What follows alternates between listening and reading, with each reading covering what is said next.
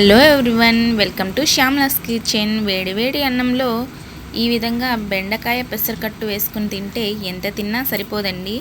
కాబట్టి మనం ముందుగా ఈ పెసరకట్టుని బెండకాయతో ఏ విధంగా ప్రిపేర్ చేయాలనేది చూసేద్దాం. ముందుగా మనమైతే పెసరపప్పుని ఒక గంట సేపు నానబెట్టుకుని శుభ్రంగా కడుక్కొని దాంట్లో ఒక గ్లాస్ వరకు నీళ్ళు పోసుకోవాలండి.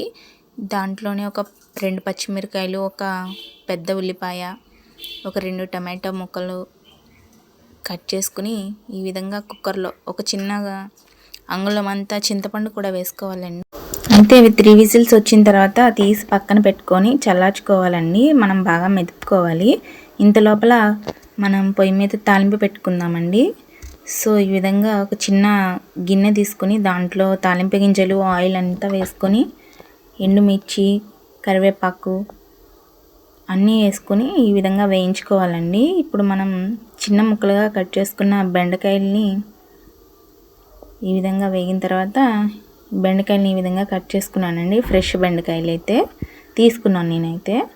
సో ఇవి తాలింపు బాగా వేగిన తర్వాత దీంట్లో కొంచెం మెంతులు కూడా వేసుకోవాలండి. అలాగే ఇంగువ ఉంటే ఇంగువ కూడా వేసుకోవచ్చు.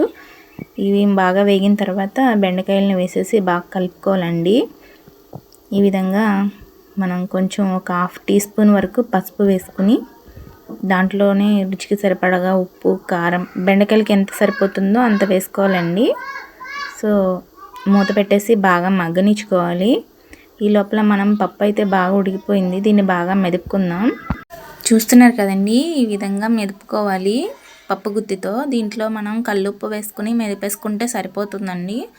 బాగా మెదిగిపోయింది. పెసరపప్పు అనేది త్వరగానే ఉడికిపోతుంది కాబట్టి త్వరగా నలిగిందండి. ఇప్పుడు మనం దీంట్లో ఎంత క్వాంటిటీలో పెసరకట్టు కావాలనుకుంటున్నామో అంత క్వాంటిటీలో అయితే వాటర్ పోసుకొని బాగా కలిపేసుకోవాలి.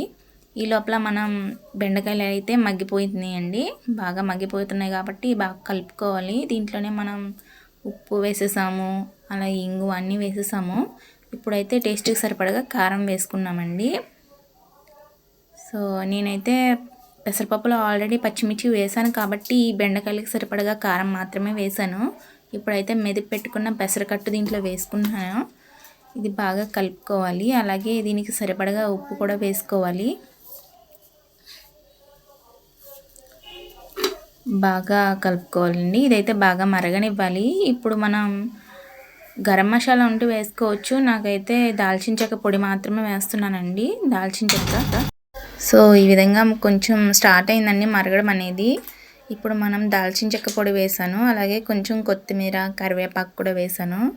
దీంట్లోనే కొంచెం చిన్న బెల్లం ముక్క వేసుకుని బాగా మరిగించుకుని దించుకుంటే వేడి వేడిగా బెండకాయ పెసరకట్టు రెడీ.